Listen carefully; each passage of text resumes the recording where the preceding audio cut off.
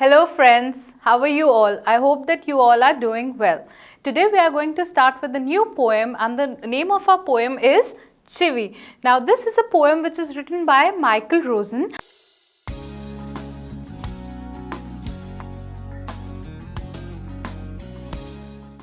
And before we enter into reading this poem and learning about this poem, we are going to understand the meaning of the word chivvy. Chivvy word usually means to nag or to tell constantly about something, do this, don't do that or do that. So constantly telling somebody, repeatedly telling somebody about something is called chivvy, to nag. Okay, so let's start reading our poem. So we'll read this poem one by one. This poem, how is Michael Rosen able to relate to this poem? So he's able to relate to this poem. He shares an instance from his childhood. When he was a child, what happened? Michael's mother took him to a school for admission. So the principal or the teacher who was taking the interview, she asked that what's your name? So Michael said, Michael don't. So he was so he was so full of hearing Michael don't do this, don't do that all the time. So he introduced himself as Michael don't. So on the basis of that, he's written this poem. So let us read this poem now. Grown-up says things like, now grown-ups means our elders, okay, our parents. Grown-up says things like, speak up, don't talk with your mouth full, don't stare, don't point, don't pick your nose. These are the few things that our elder people say, like, just speak up, why are you so silent? Don't stare. When we keep on staring somebody, let's say we are at the restaurant, we are continuously staring at somebody, so they tell us that don't stare. Stare means to look at somebody constantly. Don't point out, oh, that is just the same watch as mine. So we are pointing out, our parents will tell, don't point out like that. Don't pick your nose. So these are few of the things our parents tell not to do. Okay. So sit up, say please, less noise, shut the door behind you, don't drag your feet, haven't you got a hanky? Take your hands out of your pockets. So you will be very well able to relate all these things that our parents tell us, that sit up, say please, if you want anything, just say please, less noise, make less noise, don't talk so loudly, shut the door behind you, don't drag your feet. Whenever we walk while dragging our feet, our elders tell us, don't drag your feet, walk properly. So haven't you got a hanky? Take your hands out of your pocket. Suppose you're walking like that, putting your hands in your pocket. So they ask you to take your hands out. These are the common things our parents, our grown-ups tell us all the time. So it will be very easy for you guys to relate. Okay, so the next stanza goes up like, pull your socks up, stand up straight. Don't stand like this, stand up straight. Say thank you. Whenever somebody gives you something, your elders tend to tell you, say thank you. Don't interrupt. Don't say in between when two people are talking. No one thinks you're funny. Take your elbows off the table. These are the things our parents tell us. Okay.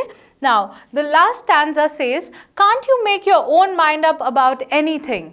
Okay, so here it talks about, can't you think on your own what you have to do next? So this is a poem by Michael Rosen and I hope it is clear to you. Now we'll be moving on to the question answers of this poem. Let's move on. Now the first question is, when is a grown-up likely to say this? Don't talk with your mouth full. Just think about it. It's a very simple question. When do you think a grown-up will tell you that don't talk with your mouth full?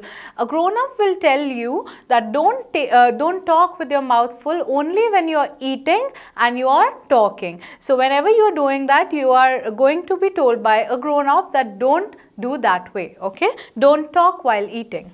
Now the next question is, when are you likely to be told this? Say thank you. When are we told? Just think about it. When are we asked to say thank you? We are asked to say thank you whenever we receive a gift or we receive a favor from anybody. Okay, so that's when we are supposed to say thank you, or even when we are receiving a service from somebody. For example, you go to a restaurant, somebody gives you water, like the servant serves you food or water or anything, you are supposed to say thank you. Okay, so that's when you're supposed to say thank you. Now the next question is, When do you think an adult would say this? No one thinks you're funny. Okay, now what happens sometimes, say your mother knows that you sing really well and you have a get together and your mom is insisting you on singing something, but you're feeling very shy. So that is the moment when a parent will say that nobody thinks you're funny, you can do it. So that's when somebody will say that no one thinks you're funny, you're going good,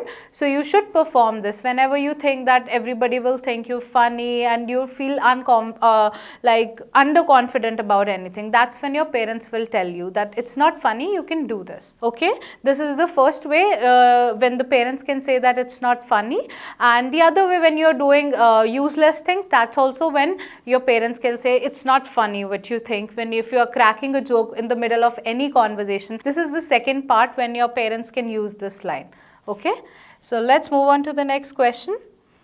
In the last two lines of the poem, what is the adult now asking child to do?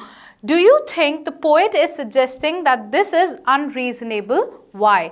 Now, last two lines. What were the last two lines? Now, the last two lines were, can't you make your own mind up about anything? The question is basically based on these two lines. Now, keep these lines in your mind.